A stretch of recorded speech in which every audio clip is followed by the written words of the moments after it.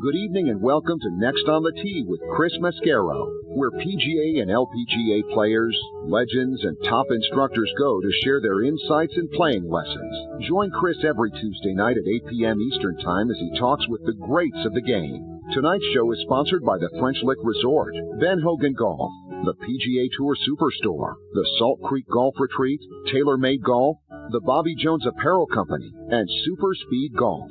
Now here's your host, Chris Mascaro. Good evening, folks, and thank you for coming back and joining me tonight here on Next on the Tee. I'm your host, Chris Mascaro, and I can't thank you enough for continuing to make us a part of your golf content. And tonight, I've got three great guests that I'm very much looking forward to sharing with you. My first guest tonight is going to be Ted Purdy, and Ted had a stellar career at the University of Arizona. He was an academic champion award winner, finished second in the NCAA championships in 1995, dueled against Tiger Woods when Tiger was at Stanford, and Ted actually came away with a couple of W's in those matchups. Ted also won a few times out on tour, most notably the 2005 Byron Nelson Classic. And I had the privilege of spending some time with Ted here on the show back in February, and very much looking forward to having him back with me tonight. He'll join me in just a few minutes. Following him, I'm going to get a return visit from our good friend Donnie Hammond. Donnie's birthday, my birthday, pretty close together. His birthday is April 1st, mine's the 19th, and so we've got a lot in common. We're both closet space nuts, so I always like to kind of, sneak in a space question or two when Donnie's a part of the show, so I'm going to try to do that. Plus, I'll get his thoughts on the new Tour Championship format for 2019 that was announced earlier today, plus his thoughts on the Ryder Cup as well. So looking forward to having Donnie as part of the show about a half an hour from now. Then I'll round out tonight's show with a visit from Dave Windsor, and Dave is a Class A PGA professional and the director of adaptive golf for the Georgia State Golf Association.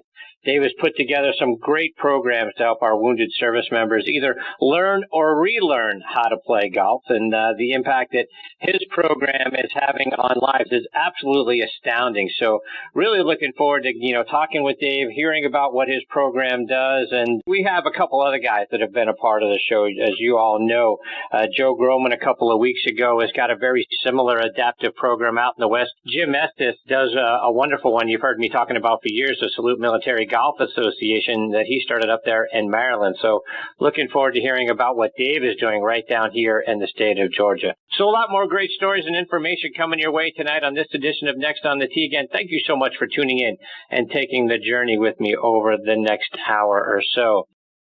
All right, before we get started, I want to remind you about our good friend Matthew Lawrence and his show Backspin Golf, which airs Sunday mornings from 8 to 9 a.m. Eastern Time. It's my regular Sunday 8:03 a.m. tee time. It is broadcast on WLXG, ESPN Radio, AM 1300 up in Lexington, Kentucky. You can stream it live by going online to WLXG.com or doing what I did, which is download the WLXG app. Matthew does a great job, and it's a great way, folks, to kickstart your Sunday mornings. His equally fantastic twin brother, Mitchell, also has a great golf show that marries golf and travel. It's called Talking Golf Getaways, which you can find online at golfnewsnet.com or over on Audio Boom, or really anywhere you consume podcasts. He and his co-host Darren Bunch travel all over the world, and they let you know about the great places to stay, play, and even eat while you're there. Again, it's called Talking Golf Getaways, and you can stream it online at golfnewsnet.com or over on Audio Boom. And as you guys know, we are sponsored by the French Lick Resort. Let's hear a word from Steve Rondinero about the great things they've got going on up there. Play legendary golf at French Lick Resort, the only place in the country where you can play courses by two Hall of Fame designers on the same property. Our Pete Dye and Donald Ross courses offer two very different challenges. Experience them both and save with our Hall of Fame package. Our two historic hotels are unique as well. Cap it off with a fun visit to the French Lick Casino.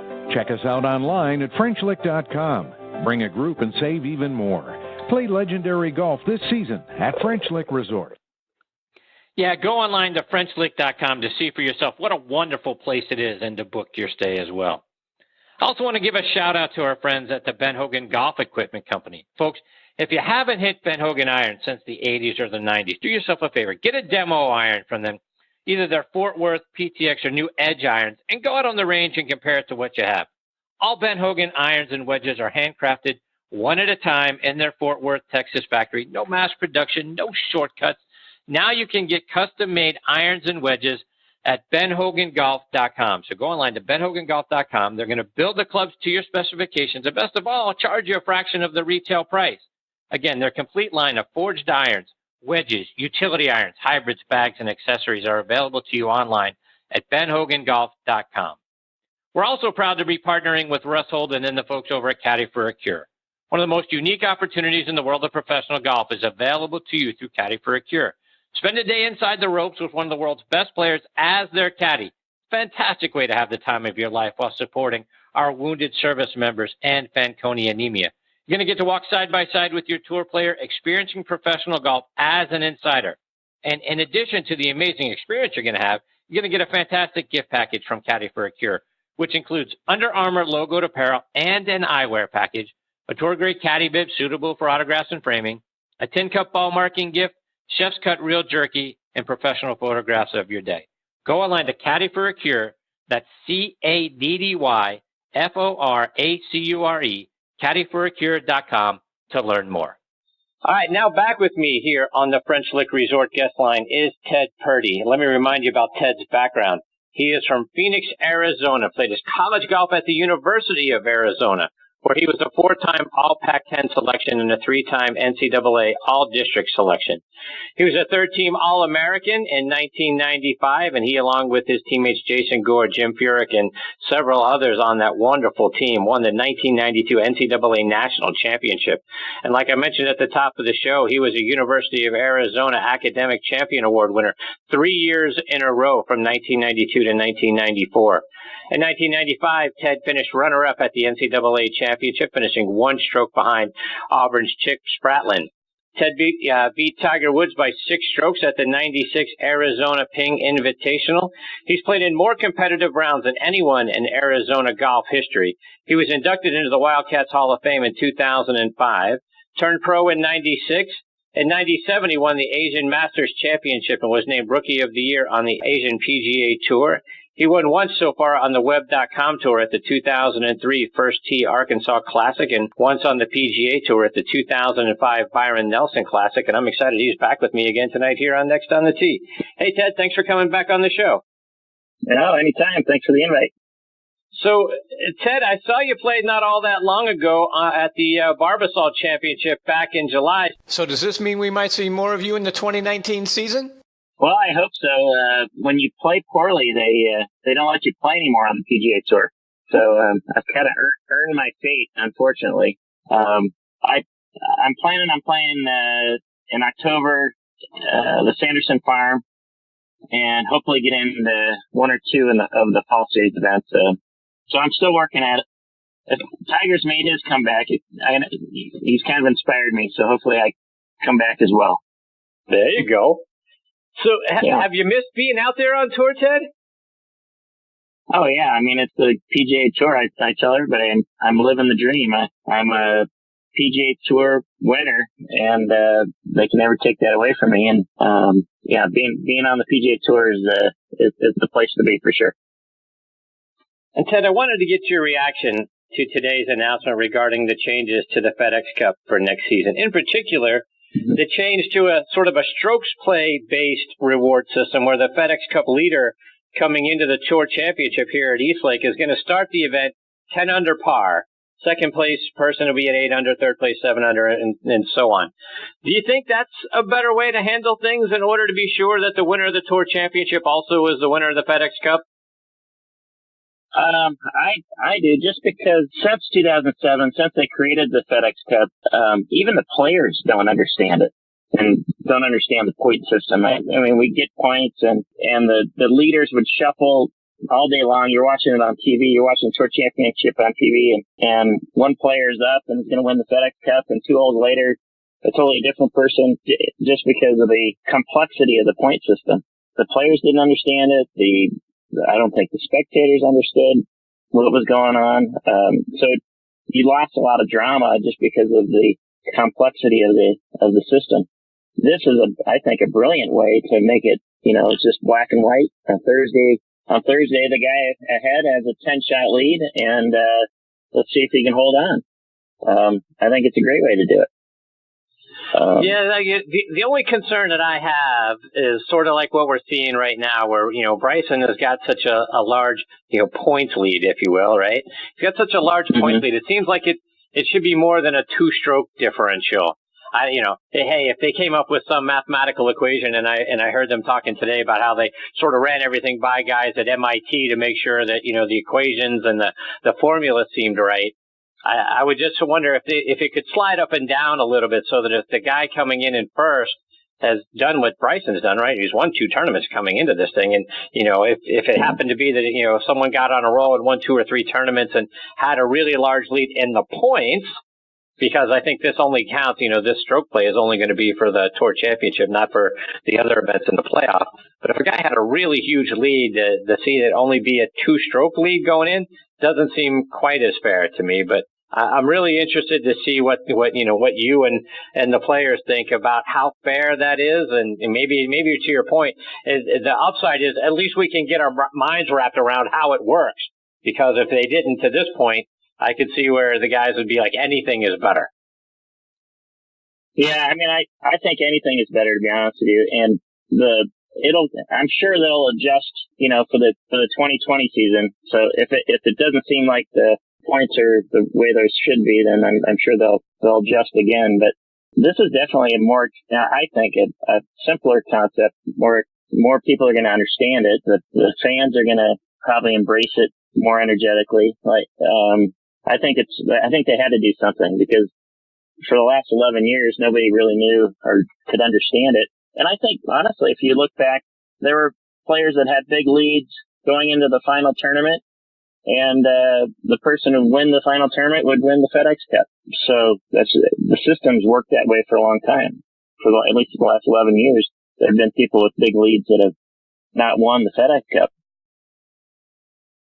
And Ted, they also added a $10 million bonus for the top 10 finishers during the regular season. So you're going to have sort of a regular season champ. And money's always a great incentive. Do you think this sort of, bonus, this $10 million bonus, $2 million to the guy who wins the regular season, is going to get players to play in more events to try to get to that bonus? Or is, sort of off the golf course, if you will, is trying to put together your schedule for the year and other commitments that you've got off the golf course? Does that make it challenging to try to put together add even one more event to what you did the previous year? Well, I think most of the guys, because of the new system, the new FedEx Cup, most guys play about the same amount of events. I mean, Tiger was always a rarity because he played the minimum. He played 15 events, but most guys pretty much played the 25 to 30 events a year. And I don't think it's going to change people's schedules. I don't think it's going to Tiger's probably not going to add tournaments to his schedule. I don't think it'll make much of a difference on people's schedule. It tells you the extra $10 million bonus tells you how the PGA Tour, how healthy the PGA Tour is, and how, professional golf in general is doing amazing. So the fact that they keep coming up with ways to make the guys richer is why I'm one of the luckiest guys in the world and have been a part and still am a part of the PGA Tour. That's something else that we have to look forward to are a whole bunch of rules changes that are going to go into effect in January. When you've looked over some of those new rules, anything leap out to you and say, you know what? Thank God this thing is long overdue to change. Yeah, I think just in general, anytime you decriminalize things, it makes the game more fun, more easier to understand. Nothing really jumps out to me, but anytime we decriminalize the system, the better. And Ted, one of the things that I've wondered, to me, the inability to repair a spike mark on a green is something that's never made any sense to me. Have you ever run into a situation, college, you're out on tour, where a spike mark or a rule like that, negatively impacted you? Like, boy, if I could have fixed that spike mark, that putt might have gone in.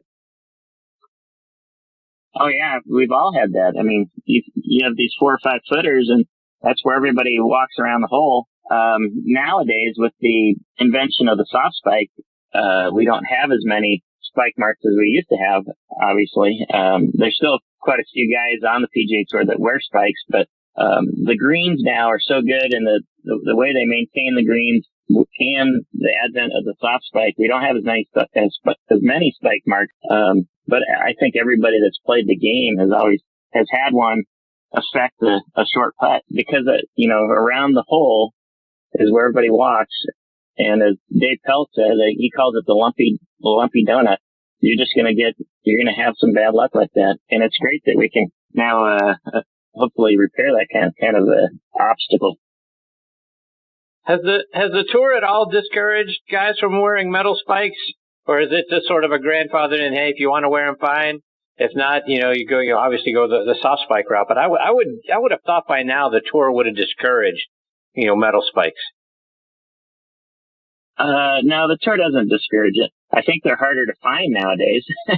If you go into the shoe room and need some extra spikes, they might have to get on eBay. But no, it doesn't. They don't discourage anything we do. We're all independent contractors. They'll make a rule make sense, and we all have to abide by it. But they try to kind of stay out of our way. If we think we make more birdies with metal spikes, then they'll let us wear them. They don't discourage that.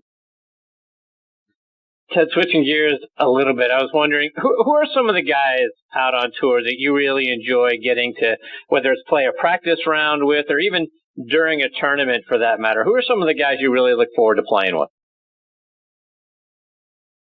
Well, I'm one of the older guys, so I'd say I'm one of the old fat guys now, but just the game of golf really, if you watch it on TV or you play golf with anybody, that's why it's such a great business tool. There's a famous line, somebody said that golf is the elevation of every occupation. And it's because you really get to know the person that you're playing with because of this crazy game we play. And it causes emotions, and it causes us stress, and how we deal with that affects the people around us. And if you just were watching it on TV, you go, hey, Freddie Couples looks like a really fun guy to play with. Well, by the way, he's a great guy to play with for 2 reasons. His tempo is so fluid and beautiful that you kind of absorb it through osmosis, his rhythm. And, but he's also a great guy. He, is encouraging to the people he plays with. The fans absolutely adore him. Freddie would be the first guy, I would say I'd like to play with. And obviously, like Ernie Els, same kind of thing for me.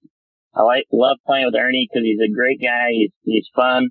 But it's his rhythm, his temperament, and his golf swing. When you're playing with somebody with that kind of cadence or tempo, it sure makes me play better. Another great guy, just because I think he's great, is Timmy Heron. I was roommates with Jason Gore. I love playing with my old roommate, Jason Gore. And, so that's kind of the guys I like to play with. And Ted, having played big time college golf and then obviously out on, escalating through the different tours, the Asian Tour, the Web.com Tour, and ultimately the PGA Tour, how did you get used to playing in front of larger and larger and larger crowds? Because I know, you played, against Tiger many times in college. You played obviously with him on the PGA Tour. How did you get, sort of acclimated to all of a sudden from tens of fans to hundreds of fans to thousands of fans to tens of thousands of fans lining every fairway, every tee box, every green you played? I hate to say it, we're kind of like junkies. Once you get the taste of that, you just want it more and more, and you want to get in the hunt more because of the energy that you're getting from the crowd.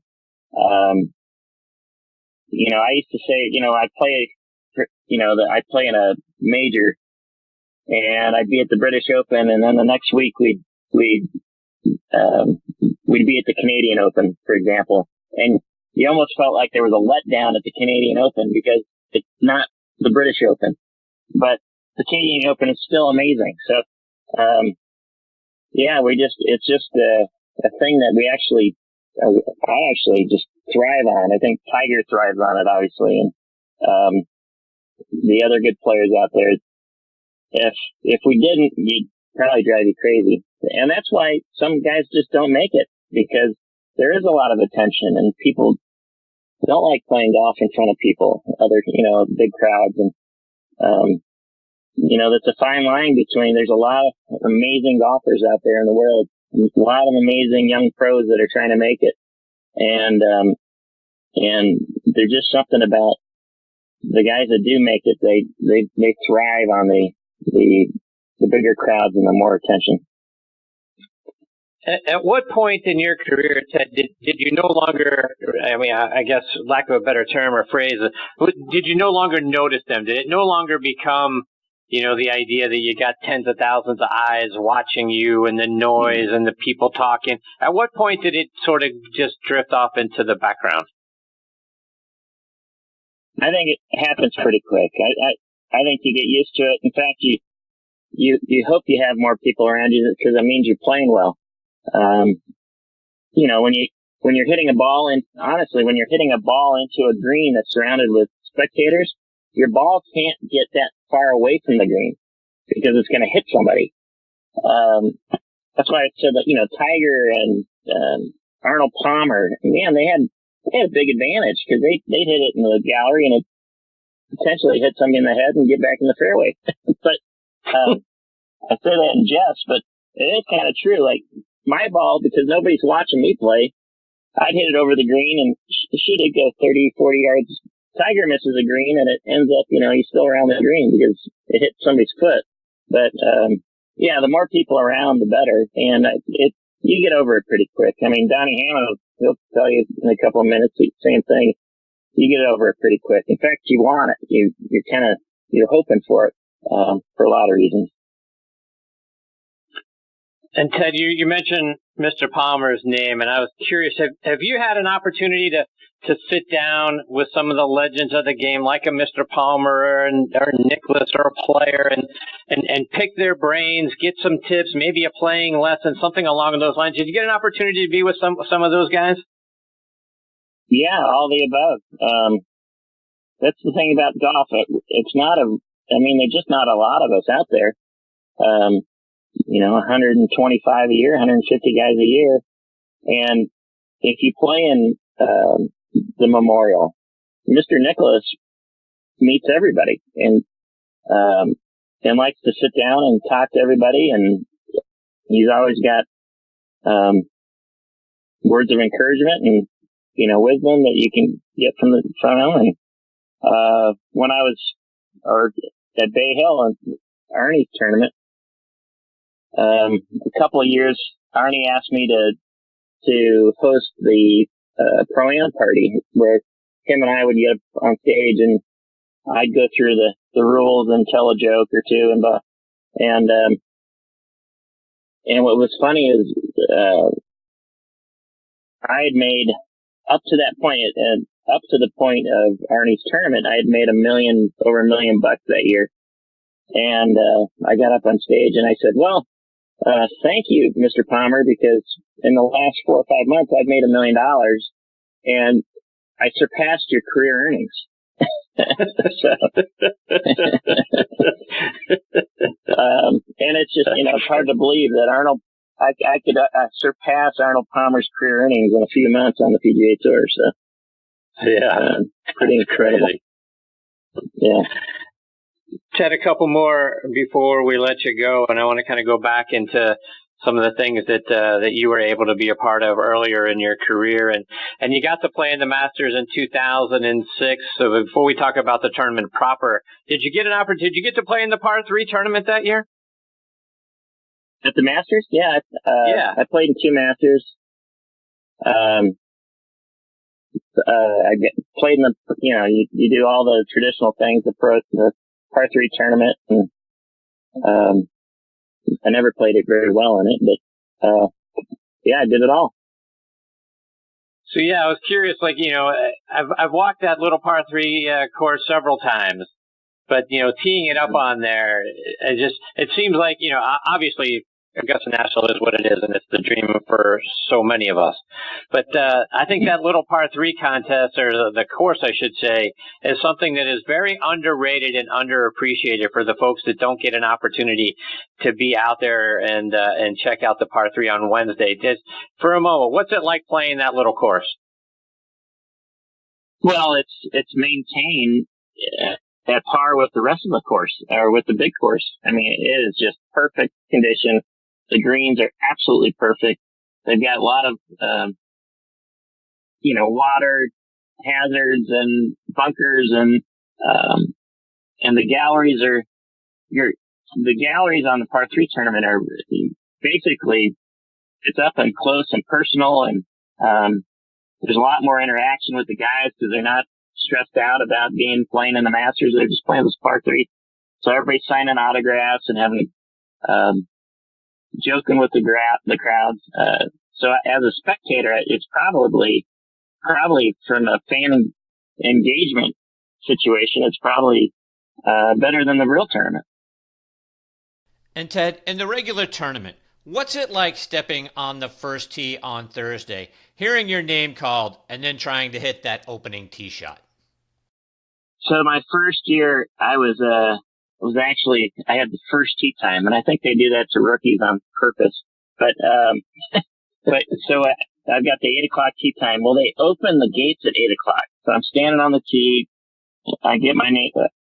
Well, it's right after the big ceremony where Jack Nicklaus and Arnold Palmer hit the shot off the tee, and they open the gates at 8 o'clock. Well, they open those gates, and the fans are rushing to find because if they set their chairs down like on 18 green, if you set your chair down on 18 green and leave, your chair will be there the rest of the day. Nobody moves it. Nobody touches it. It's your chair. You got there first, and you can go up to the bathroom. Nobody's going to move it. You can go get a cheese sandwich, and your chair's going to be there. So people at the Masters are running full sprint to find their spot on 16 green or 18 green or 13 around the par 5s or whatever. So that there's this mad dash for the gallery members to get to their spots. Well, then they say, Ted Purdy, Phoenix, Arizona, play away. And, it's just the greatest, it's one of the greatest moments of any professional life, teeing off on the first tee at Augusta National and the Masters. Ted, before we let you go, remind our listeners how they can stay up to date with the things that you're doing, whether it's online or it's on social media. Well, I'm at Ted Purdy on Twitter, and that's probably the easiest way. I tweet every once in a while, but not very often. I unfortunately don't have a lot going on, but hopefully we got a lot to tweet about again in the fall. Well, Ted, I look forward to seeing your name up on leaderboards and following you in the 2019 wraparound season.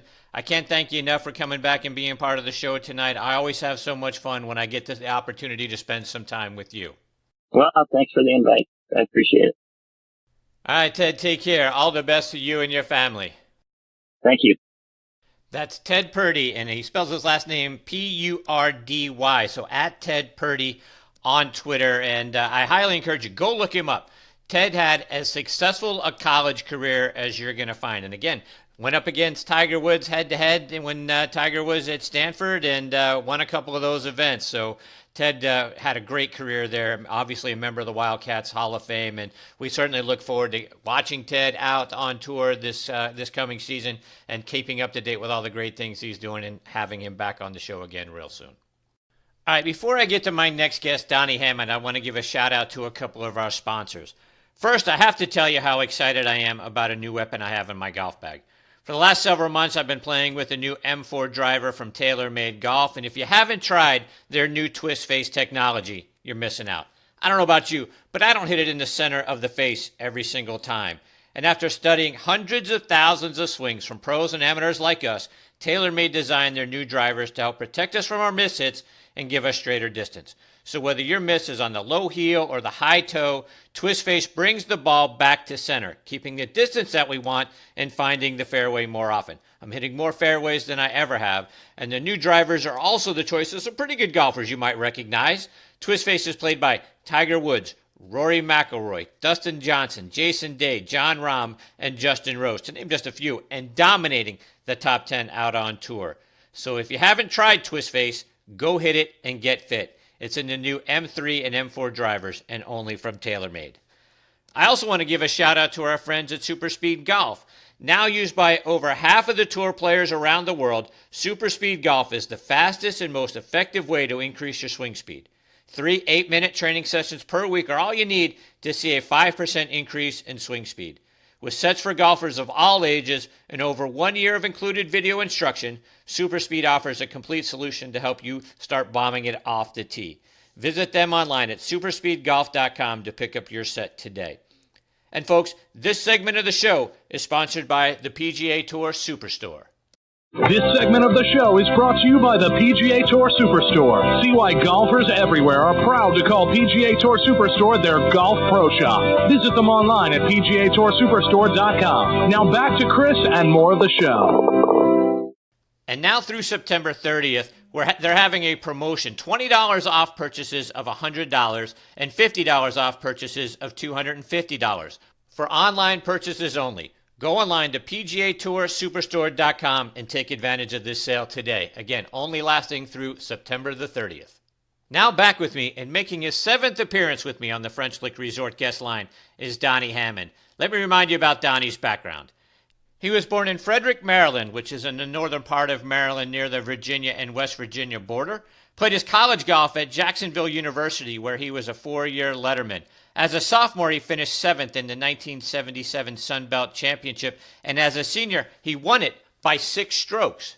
He would go on to lead Jacksonville University to 2 Sun Belt Conference championships. He's a charter member of the Jacksonville University Sports Hall of Fame. Donnie earned his tour card by being a medalist at the 1982 PGA Tour qualifying tournament at TPC Sawgrass, winning by a record 14 strokes. He played on the PGA Tour from 1983 to 1998, won twice on the regular tour at the 1986 Bob Hope Chrysler Classic and the 1989 Texas Open, where he came within 1 stroke of the all-time scoring record, having shot rounds of 65, 64, 65, 64 at Oak Hill. He won once on what was then the Buy.com Tour, now the Web.com Tour, at the 2000 Lakeland Classic. Donnie also won the 1982 Florida Open. Over the course of his career, he had 46 top 10 finishes, and he made the cut a whopping 70% of the time that he teed it up. And I'm honored he is back with me again tonight here on Next on the Tee. Hey, Donnie, how are you, my friend? Chris, doing well. Doing well. You're sounding good this evening. I appreciate you. I appreciate you. Well, Donnie, I've seen you teeing it up a little lately out on the Champions Tour. Are we going to get to see you out there a little bit more during the 2019 season? Yeah, actually, I'm coming up to Raleigh here in a couple weeks, getting my game ready for that. The qualifier there, the SAS tournament. Love that area. It's a great tournament. Great food there, too. That's got to be the best lunch on the Champions Tour. So I'm really going to try hard to make that one. And then going to give the tour school a try this year, the senior tour school. Both stages are in Florida, so I can play, the first one's in Lakeland, and then get through that, and I'll be able to play the TPC Tampa for the finals. So, it's a tough one. They only give away 5 cards, but, you get the putter hot. You never know. Yeah, pulling hard for you. Hopefully we get the opportunity to follow those tournaments online. So good luck. I'm pulling hard. I hope things work out, and looking forward to having you back out on the Champions Tour next season, Donnie. Thank you. Donnie, I was talking with Ted Purdy about this earlier, and I want to get your reaction to today's announcement regarding the changes to the FedEx Cup for next season. The FedEx Cup leader is going to come into the Tour Championship at East Lake. They're going to start, it's going to be, I guess, like a stroke play sort of thing, right? The event leader is going to start out at 10 under par. The person in second place is going to be 8 under par. Third place at 7 under par, and on down the line. What are your thoughts about the Tour Championship starting with a leaderboard setup like that? Well, it kind of fits in with sports a little bit in general, but, to start the guy out in the lead, I don't know.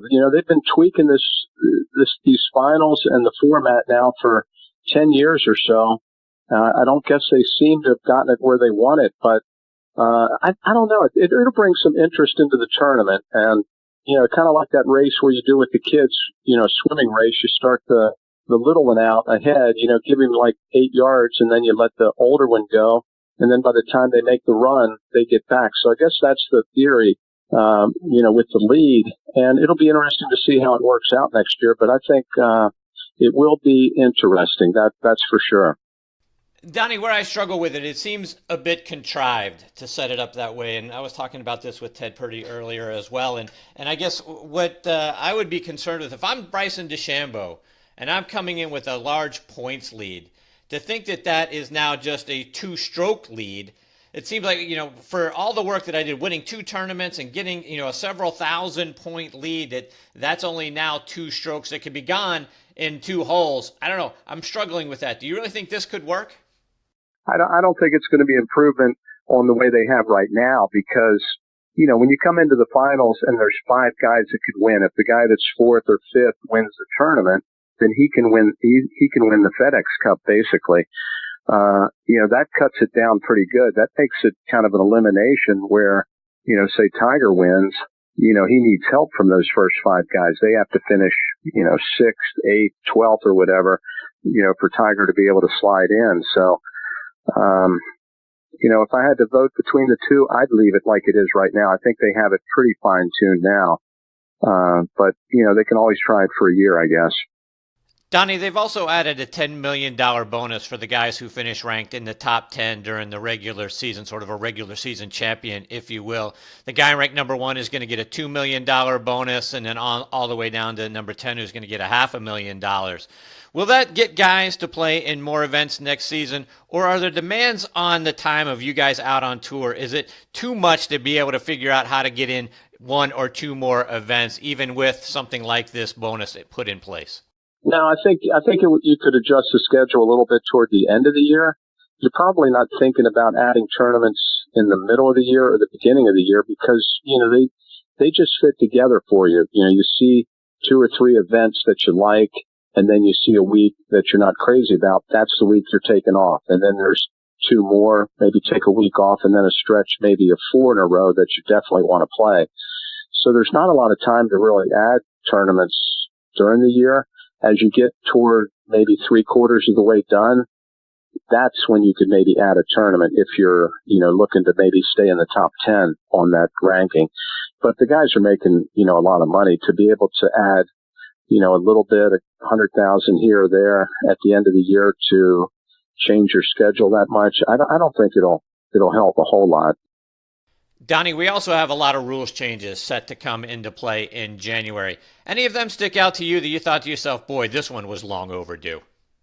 Well, I like being able to tap down certain spike marks, but hopefully it doesn't slow the game down because you could get some really big spike marks, on a 4-footer that you would just, you're looking at it close. It's not a ball mark. It's a spike mark. And if you roll it over that, there's a good chance you're not going to make that putt, from 4 feet maybe. So, I like that, but hopefully it's not where guys are walking 30 feet to the hole, tapping things down as they go. And then, for TV, I don't think that would work out that well. Lengthening the game another 5 minutes or so on TV. Kind of interesting though, some of the changes, being able to leave the pin in, different drops. I guess certain of the changes will help speed up the game a little bit. I think they reduced the time you can look for a ball, isn't it, to 3 minutes? Yeah, that's probably good. If you can't find it in 3 minutes, it's probably gone. So, a friend of mine hit a tee shot, Chris, and he hit it off the tee. Didn't have great eyesight, and he hits it out there, and he looks at the caddy and he says, "Where is it?" Caddy pulls the ball out of his pocket and says, "It's right here, Larry." Gives it to him. He didn't need the 3 minutes. It's gone. That's great. And Donnie, did you ever have a crazy rule like the wind moving your ball on the green or being unable to fix a spike mark or anything like that that negatively impacted you? Well, funny you should mention that. The first year on tour, I was playing Bay Hill, and I'm playing with the great Jack Nicklaus and David Graham. And we get off the ninth green, and we're all in pretty good shape. Maybe 10th place, 15th place. We're all kind of right up there, pretty good. And I think Jack went into the clubhouse to grab a little something. We're standing on the 10th tee, and David said, "Donnie, let's just hit." I said, "Yeah, let's hit. I'm ready." So I hit. David Graham hit down the fairway. Jack comes out. He looks around, and David says, "Yes, Jack, we've hit." And Jack says, "Okay." And he hits down the middle. And we're walking down the fairway, and all of a sudden I feel this hand on my shoulder, and he said, and it's Jack. He said, "Donnie, I know you guys were hitting to speed up play, but penalty if you hit out a turn." And I said, "You're kidding." He said, "Yeah, we better check on that." Well, we ended up checking on it, and we found out that it is actually a two-stroke penalty if you do it knowingly. If we would have done it by accident, to my understanding, it wouldn't have been a penalty. But now all of a sudden, the first guy that hits gets penalized 2 strokes. David didn't get penalized, just the first guy. So it was kind of a thing on TV. I think Lee Trevino was saying, "How do they let this happen to this young rookie?" And here I am playing with Jack Nicklaus. So it was, it's not Jack's fault, nobody's fault. I certainly didn't know that rule being a rookie on tour, but it was 2 strokes, and then, kind of fell apart the last couple holes, and it was, kind of a bad finish. So that was kind of one of the craziest things with rules, I think, that happened to me, and that was my first year. So why was it a 2-stroke penalty on you, but not on David Graham? That's what I was wondering. I don't know. It's like the first guy that hits, it's a penalty. The second guy doesn't get penalized. I think they may have showed it to me in the rule book, but I was half in shock after everything, so I didn't need to look at the rule book. Donnie, another change going into effect next season is the schedule, including the Players' Championship moving to March, the PGA Championship moves to May, and the Tour Championship is going to happen in mid-August. What are your thoughts on those tournaments being moved around? Well, the PGA is going to be, that's going to be a big move going from the summer to earlier, and then also TPC coming in March because, Florida, you're going to get some temperamental weather there in March. The winds are going to be blowing. You're going to catch some cold weather in the morning. So that's going to toughen up that golf course, there in March, and instead of being in May. So that's going to be, interesting to see how TPC plays. It'll probably be firmer too, a little drier that time of year. I think it'll be good to have the majors kind of grouped a little closer together though, instead of kind of waiting to the end of the year for the PGA. So guys will be able to stay on their game and maybe able to get a little more momentum, going into all the big tournaments at the same time. And Donnie, looking ahead to next week's Ryder Cup matches, what do you expect to see from the matches over in France? I've seen some of the big bleachers that they have there, the structures that are built, especially the one on the first tee, and there's going to be some massive crowds out there, and 80% of it's going to be European, so maybe 85%. So there's going to be a lot of noise out there. Luckily, I would say the U.S. has assembled probably the strongest team I've ever seen for a Ryder Cup. These guys that are, playing now so strong, can overpower golf courses, and, strongest team ever. But also the Europeans, they have some hot players, Tommy Fleetwood. The guys are going to be on their home turf over there. They're going to have already adjusted to the time change of being over there for 2 weeks versus our guys coming over, and only having maybe 4 or 5 days to adjust. So between the home field advantage, the time change advantage, I think it's probably going to be a pretty close match, but I think the U.S. will edge them out this year. Donnie, Jim Furyk was certainly right in picking Tiger. It was the right move for him to do it. He's playing so well right now. But Tiger is 13, 14, and 2 all-time in Ryder Cup matches. Now, very good in singles, 4, 1, and 1, but in foursomes and 4-ball, 9, 13, and 1. Is that a result of Tiger never being a good driver of the golf ball? I mean, other guys aren't as good as recovery shots as he is. So, if he's driving the ball and putting people in harder positions, they aren't as good as he is as, recovering and getting back up and down and that sort of thing as Tiger is. Or is it the pressure of being, paired alongside of Tiger? What do you think it is? Why do guys struggle when they're paired with him? Yeah, I think it is a little bit the pressure. It was always a little different playing with Jack Nicklaus and Tiger Woods. So all of a sudden, even though he's your partner, it may be a little more difficult to play your own game because, you're going to be in the marquee grouping. You're going to be playing against the best players on the other side, probably. And there is extra pressure with that. Plus, you maybe didn't get a chance to play with Tiger a lot during the year too. He's always in the last couple groups or so. But I think a lot of it is the pressure, a little bit circumstance. But I always thought that you give Tiger 10 Ryder Cups or 12 Ryder Cups, he's going to come out with a pretty good winning record by the end. So we'll see if he kind of gets on the good side of it after this year's match. Donnie, beyond golf, one of the things we have in common is our affection for NASA and space exploration. I saw you retweeted today the tweet from SpaceX about their reusable rockets and their spacecraft, and Elon Musk announcing their first civilian trip to the moon coming in around 2023. So are you excited? Are you looking forward to the idea that people will be able to travel to and from the moon before too long?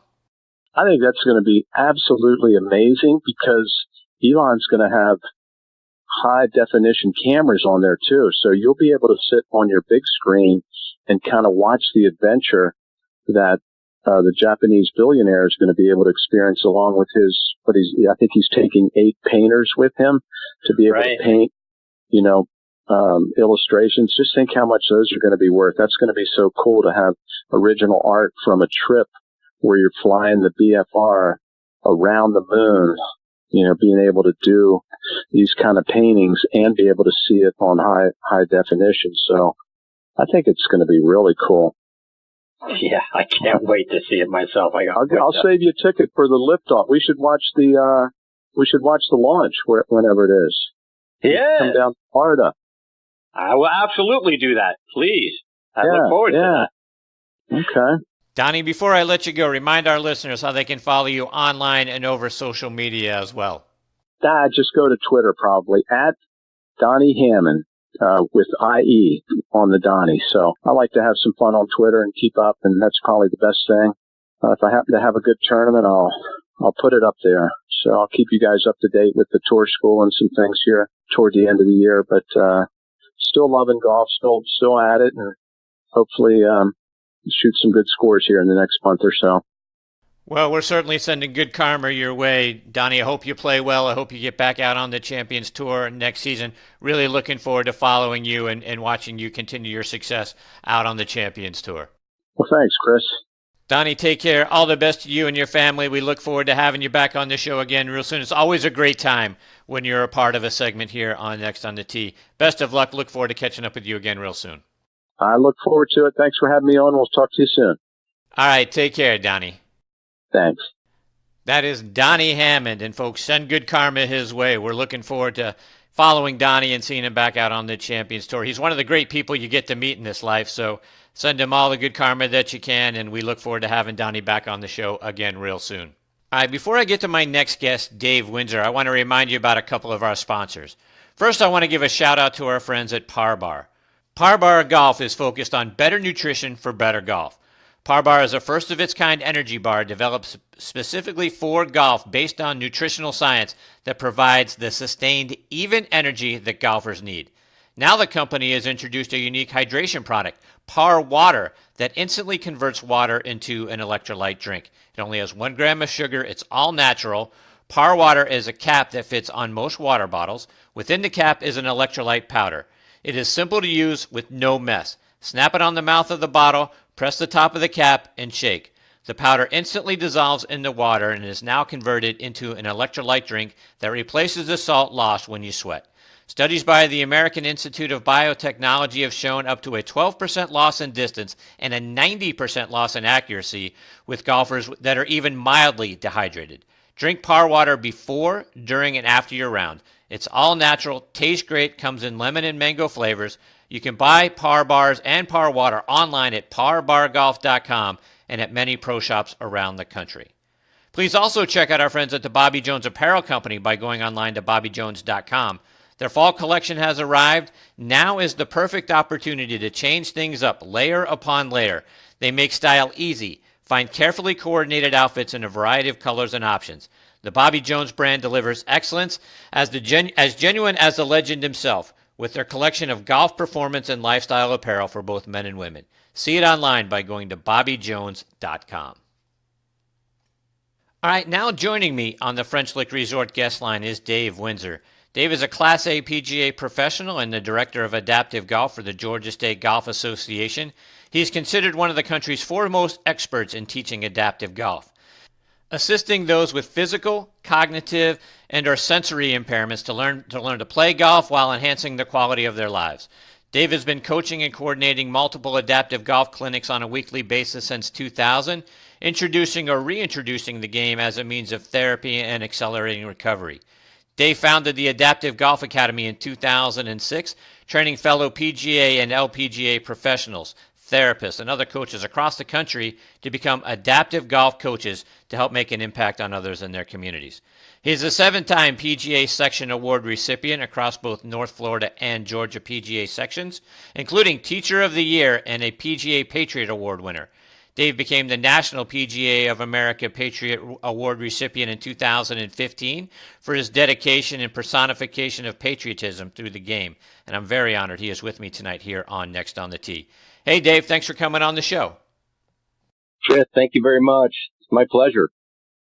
Dave, as you know, our show goes out over the Armed Forces Radio Network, and you're doing such great work helping our veterans and wounded service members, either getting them into golf for the first time or relearning the game of golf. What made you want to get involved in adaptive golf? Well, it sure didn't take very long. I was just living the dream, first year as a PGA member, as a club professional down in Sarasota, Florida, just an hour south of the well-known MacDill Air Force Base. Just had a physical therapist come into the golf shop one day and introduce, a program that he had established in Florida, and that's just bringing out folks from different walks of life. Either they were in an accident where they maybe had a spine injury, loss of limb, brain injury, what we refer to as, say, a TBI. A lot of stroke survivors were coming through the rehabilitation, and he was just applying the game of golf and all the different skill sets that it brings to light for these folks to get back into the fabric of society. Dave, expand upon that a little bit. Talk about some of the injuries that your students have been able to overcome to either learn or relearn the game of golf. There's such a wide spectrum. It's so vast. So, to give you an example of first and foremost, if you get, and all of us know someone that, has maybe had a circumstance take place. But just one interesting fact is, every 40 seconds in the United States, someone suffers a stroke. And a lot of stroke survivors are a big part of our program. And then they're sort of through all these different rehabilitation centers. And really there's, it's such a pleasure, and it's such a breath of fresh air for the therapist to see that they have a program that they can refer their recovering patients to. That's one. And the progress from someone that, maybe if we can, get a chance to meet them in their early intervention.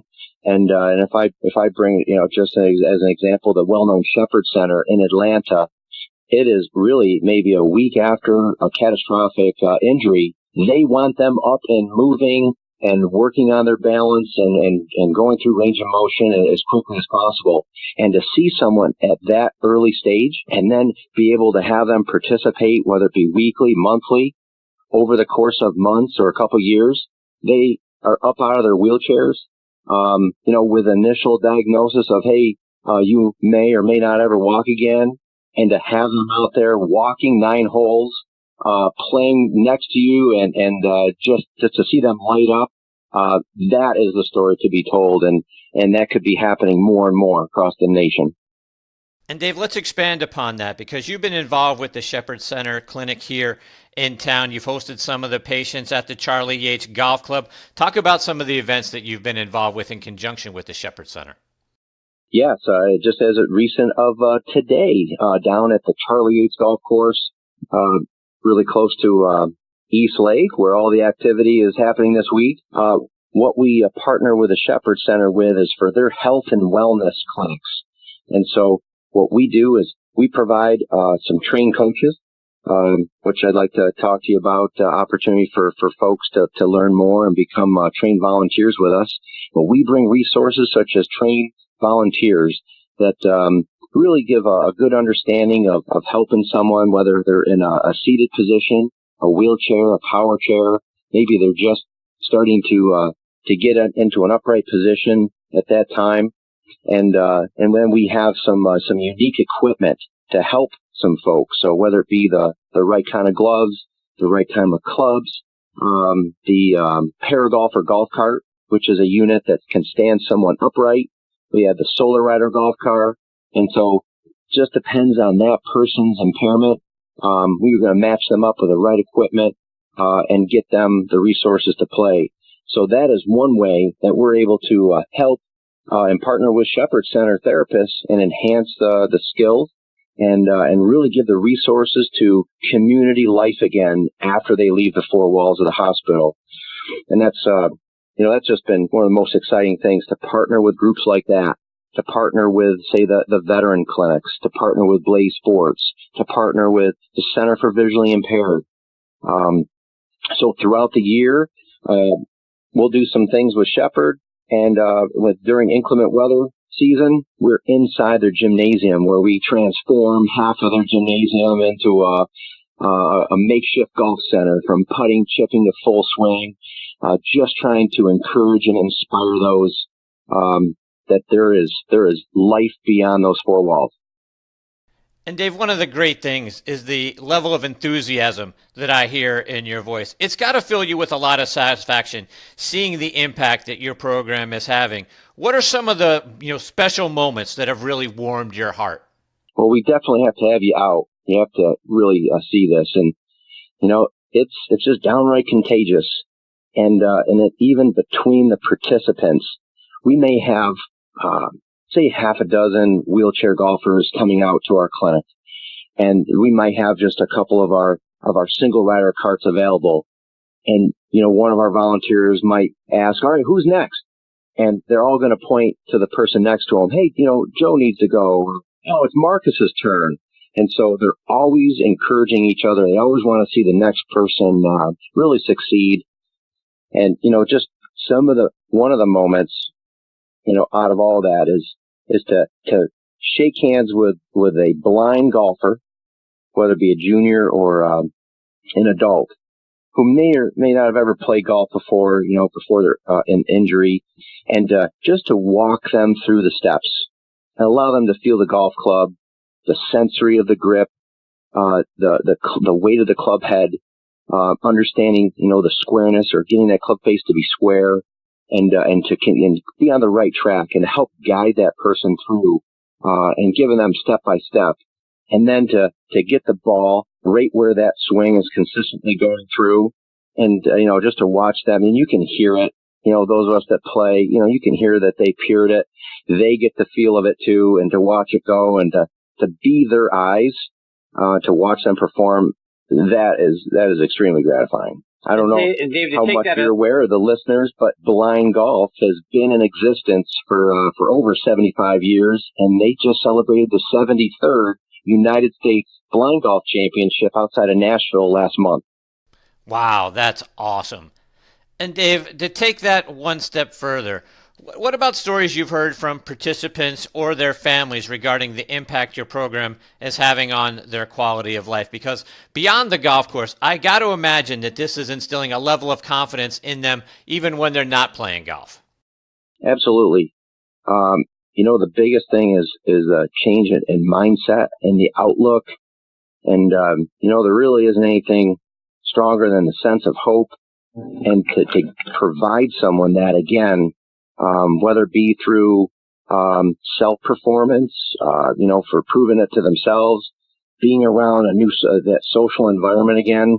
But if any of us have had and known someone that has, maybe gone through a little change of identity, more or less, physically, mentally, sensory impairments, that can really, put that person, your family member, into a pretty dark place of depression. That anxiety sets in, and a lot of times they will retract, and they'll just try to avoid society. And to be able to break them out of their shell in order to get them around an environment like we feel like we create, the testimonials from spouses, from their kin, you just don't know how much this activity of being around the game of golf can really impact someone's life. And it could just be a simple outing to get them out, and it just breaks them out of there. It's just a full embodiment of mental toughness, and it just helps those blocks for that individual. Dave, how many rehab facilities are there around the state of Georgia and really across the country that have programs like the one you've put together?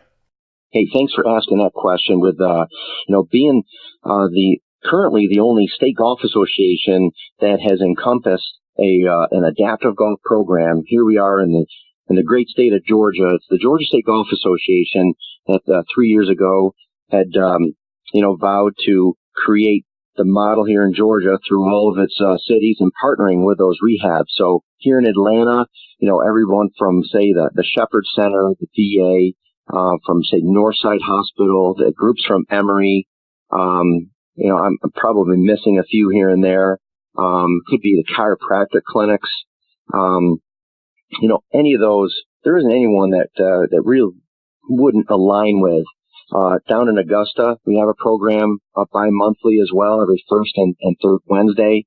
And of course, they have 2 VAs down there, and it's the whole, say, regional spinal cord treatment facility down there, as well as Doctors Hospital, again, for civilians, so a lot of stroke survivors there, all the way down to Savannah, where we're every first Saturday of the month. For those on the military network, that's at the Hunter Army Golf Course every first Saturday. And then recently we launched Valdosta in conjunction with some of our ties with Moody Air Force Base. And right there you have the South Georgia Medical Center. So it really goes on wherever these locations, and we definitely want to partner with those. So if there's anyone linked in with physical therapists, occupational therapists, definitely, they could help be, the fire starter for a new program in their community. To that end, Dave, are there other facilities reaching out to you to try to start something similar in their areas? Absolutely. Although, we're the most unique because we're powered by a state golf association. There are others, almost every state is going to have some linkage of adaptive golf. Referring just to the south of us in Florida, the program that I was involved with, that has sustained a weekly program down in Sarasota, Florida. Then up the road in Tampa, they're celebrating 11 years in conjunction with the Tampa Veterans Hospital, and that's been a weekly program falling on the 11th year and 2 Fridays. There's been some, extensions to that with, say Tarpon Springs and around the Tampa area. Orlando has a group. There's one resource where you can find many of these in one place, and that is our United States Adaptive Golf Alliance, and that is the usaga.org, and that lists over 30 organizations under this umbrella that we're all working together as one voice. We all have a common theme of enhancing lives through the game of golf. Some focus on military, like my friend Steve Greiner up in the D.C. area, former golf professional at Fort Belvoir, and he has links to freedom, so he's very active all around the D.C. area, all the way up here to New England. Bob Beach, and both of these guys are fellow PGA professionals and National Patriot Award recipients, and they're doing their thing in their community, and the list could go on. So, Dave, for our listeners who need help, or there's a family member who knows somebody who needs help, or has a friend who needs help, how can they get in touch with you and follow you either online or over social media? We're very fortunate to have a gentleman with us, and he contacted me the week that I moved to Georgia in 2015, and he not only here is a Georgia resident who is hands-on with our volunteer base and, a big part of our recruitment, but is probably the most well-versed and in tune with where there's a program and where we can get people linked in, whether it be military base, whether it be civilian, junior to adult. And he is our outreach leader for both the Georgia State Golf Association as well as United States Adaptive Golf Alliance. And so if you, the best way is to seek our GSGA website. And that's right here, our home at Georgia State Golf Association. And we're really trying to be the rock, the foundation for others to begin. And on that homepage of gsga.org, just simply scroll down to the bottom, you'll see the Adaptive Golf Program. There's a short video to give a little overview and lead you to the page where you can find Mr. Bob Thibodeau and myself, David Windsor. Emails are there, phone numbers, and we'd be more than happy to help someone find a location. And Dave, for the folks that want to get involved and want to volunteer, how can they get in touch with you so that they can find out more information and do get involved? Yeah, they can definitely get in touch with us the same way. Our next coach training program is a workshop, and it's a 7-hour program. Takes part indoors, do a lot of PowerPoint, a lot of video, a lot of thinking outside the box. And then we do some self-adaptation. So a coach, a volunteer, we may have them experiment hitting some balls from a seated position, one-handed. We have a prosthetic leg prop, and where they get a little self-adaptation, they get a little feel for some of those swing skills and balance, test of balance, and it really just gives them more confidence, a comfort level. So when they do meet someone, they're going to just be more comfortable and getting on the same page with them and help them enhance their lives. So they can also reach and ask that inquiry through our website. Well, Dave, I can't thank you enough for taking time out of your night to come and be a part of the show and share all of this information with us. I hope you'll come back and join me again sometime because this work is absolutely outstanding. Please come back, update us, and let us know how things are going. Really enjoyed having you as part of the show tonight. Well, it's my pleasure, and I really, really appreciate that opportunity to put that word out there. Being involved in the adaptive golf arena for 20 years now, you just happen to meet the greatest people. You see their comeback stories, and we're always just encouraging others to pick up a golf club and start writing their next chapter in recovery. So really appreciate it. Absolutely, Dave. Thank you again for your time tonight. I hope you'll come back and join us again soon. In between now and then, all the best to you and your family. Thank you so much. That is David Windsor. And again, check out all the great things that they're doing online at usaga.org and gsga.org. All right, folks, it is time for me to put a bow on this episode of Next on the Tee. My sincere thanks again go out to Ted Purdy, Donnie Hammond, and David Windsor for joining me tonight. Please give me your thoughts. Check out our page on Facebook, Next on the Tee with Chris Mascaro, and share your feedback there. Give us a like. That's very important to us, too. Plus, if you've got a question for one of our future guests, let me know. I'll be glad to get it on the show for you. Check out our site, nextonthetee.net. There you're going to see some of our future guests, our guest schedule right there. Please also check out our sister show on the football side, Thursday Night Tailgate, with me and my co-host, Bob Lazari.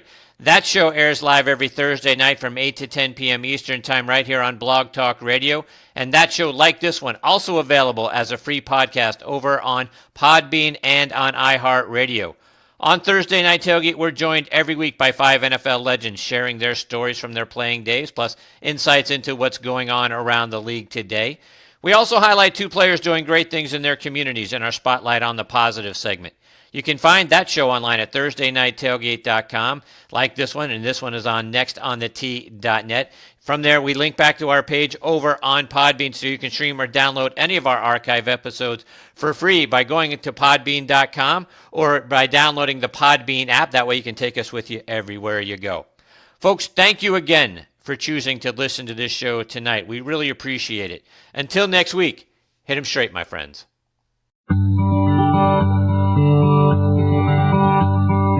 You've been listening to Next on the Tee with Chris Mascaro, where PGA and LPGA pros and top instructors and media members go to tell their stories.